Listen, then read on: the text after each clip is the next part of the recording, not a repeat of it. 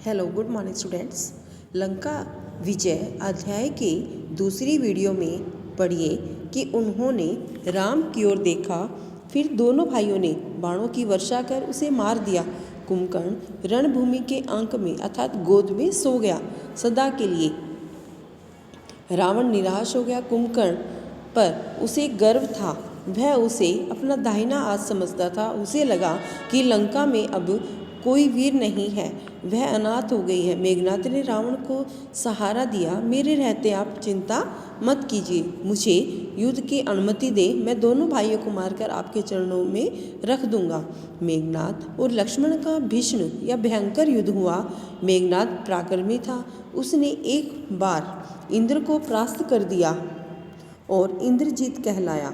उसके बाणों ने कई प्रमुख वानरों को घायल कर दिया। मेघनाद को रोक पाना वानर सेना के बूते की अर्थात उनके बस की बात नहीं थी।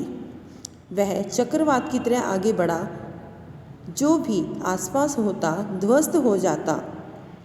वानर सेना मेघनाद की गति शक्ति से चकित थी और चमत्कृत। उनके मन में निराशा बैठी जा रही थी। तब लक्ष्मण ने उसे चुनौती दी। दोनों का निशाना अचूक था। बाण हवा में टकराते और नष्ट हो जाते।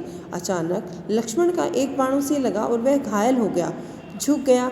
लक्ष्मण ने ताबड़तोड़ बाणों की बरसात कर दी। ताबड़तोड़ अर्थात बहुत अधिक। आगे बढ़ना कठिन था। मेघनाद पीछे मुड़ा, महल की ओर भागा। लक्ष्मण ने कुछ दूर तक उसका पीछा किया, फिर रुक गए। मेघनाद महल में घुस गया। लक्ष्मण को महल की संरचना नहीं पता थी, रास्ता नहीं मालूम था। विभीषण लक्ष्मण की दुविधा समझ गए। उन्होंने एक गुप्त मार्ग दिखाया। शेष काम आसान था। मेघनाद महल में ही मारा गया।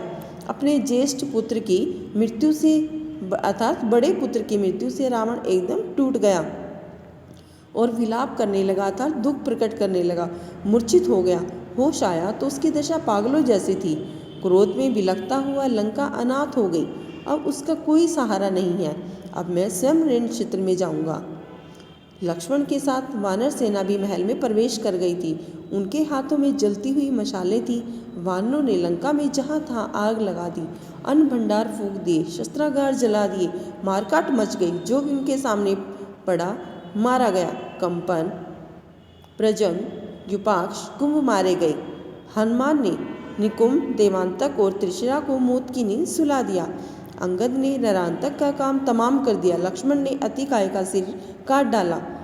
राक्षस सेना भाग खड़ी हुई। रावण के पास अब कोई भी विकल्प नहीं था। युद्धनाद हुआ।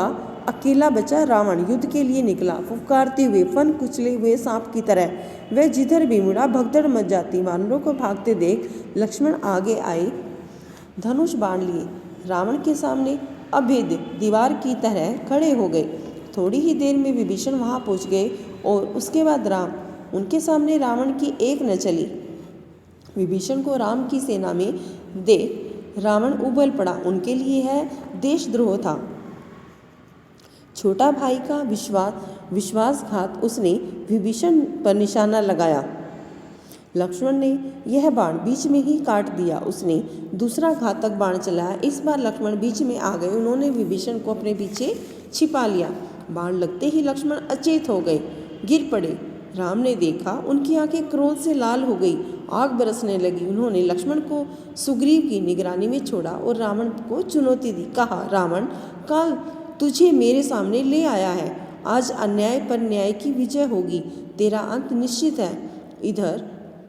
उधर हनुमान लक्ष्मण को उठाकर रण क्षेत्र से दूर ले गए। वैद्य सुषेण को बुलाया। हनुमान संजीवनी बूटी लेकर आए और चिकित्सा शुरू की गई। धीरे धीरे रक्त का रिसाव अर्थात बहाव बंद हो गया। घाव भर गया। संजीवनी का चमत्कारी था। सुग्रीव ने लक्ष्मण के स्वस्थ होने की सूचना राम तक पहुंचाई। वह सिंह की भांति रावण पर टूट पड़े। राम और रावण युद्ध भयंकर था। शस्त्रों की गति से कंपा देने वाली ध्वनियां निकल रही थी। हवा थम गई थी। सूरज बादलों के पीछे छिप गया था। शस्त्रों की चमक बिजली की तरह कौंध रही थी। गड़गड़ाहट थी थरा देने वाली। दोनों योद्धा अपनी पूरी शक्ति से लड़ रहे थे। कोई एक रत्ती भी पीछे हटने को तैयार नहीं था। कुछ ही देर में लगा कि युद्ध समाप्त होने को है। दोनों पक्षों के योद्धा हाथ बांधकर खड़े थे। छोटे छोटे युद्ध थम गए। सबकी नजरें राम और रावण पर थी। सबकी आंखें फटी रह गई, पलकें झुकना भूल गई।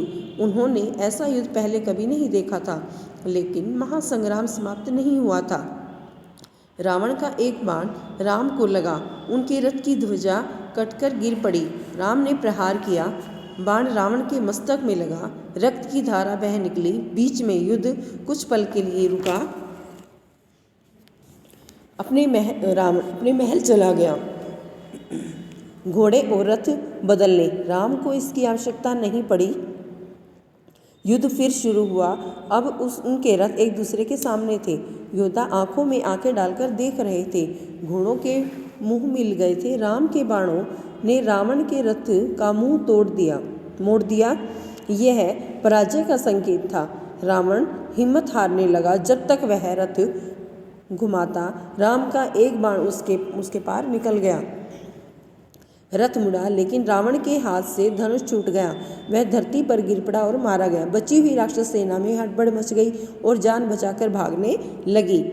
उनका दिशा ज्ञान शून्य हो गया। जिधर अवसर मिला भागा। कुछ राक्षस वानर सेना की ओर दौड़ पड़े। कुछ भागते हुए समुद्र में जा गिरे। लंका विजय अभियान पूरा हुआ। राम की जय जयकार होने लगी। कुछ समय पूर्व का रण क्षेत्र एकदम बदल गया। शस्त्रों की टंकार की जगह किलकारियों ने ले ली। वानर सेना उछल कूद करने लगी। समुद्र में ठंडी हवा आ रही थी। शस्त्रों से उत्पन्न गर्मी वह अपने साथ बहाकर ले गई। कोलाहल तुमुलनाद में परिवर्तित हो गया, अर्थात शोरगुल भीषण आवाज में परिवर्तित हो गया। प्रसन्नता सर्वव्याप्त थी। चारों ओर प्रसन्नता थी। रण क्षेत्र में केवल एक व्यक्ति दुखी था। शोक से व्याकुल विलाप करता हुआ अपने भाई के मृत शरीर के पास खड़ा। राम ने विभीषण को समझाया, मित्र, शोक मत करो।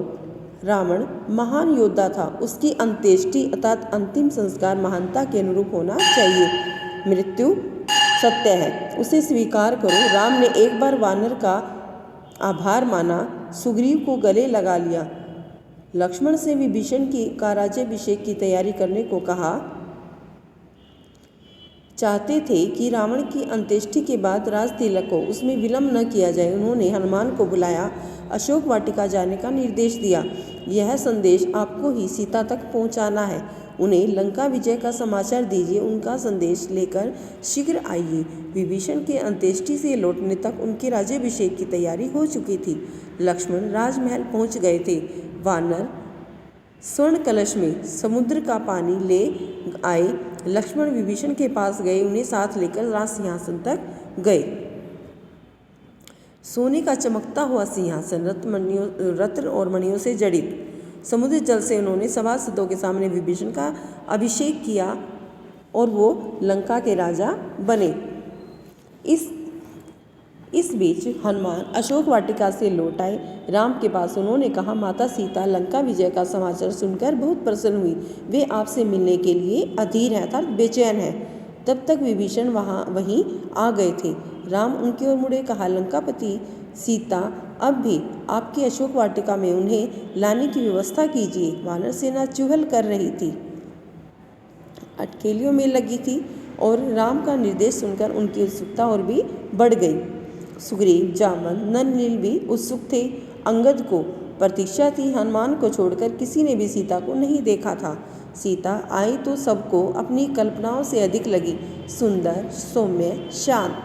उस सुंदरता में एक वर्ष बाद पति से मिलने की प्रसन्नता शामिल थी। कष्ट इतिहास हो गया था। Thank you.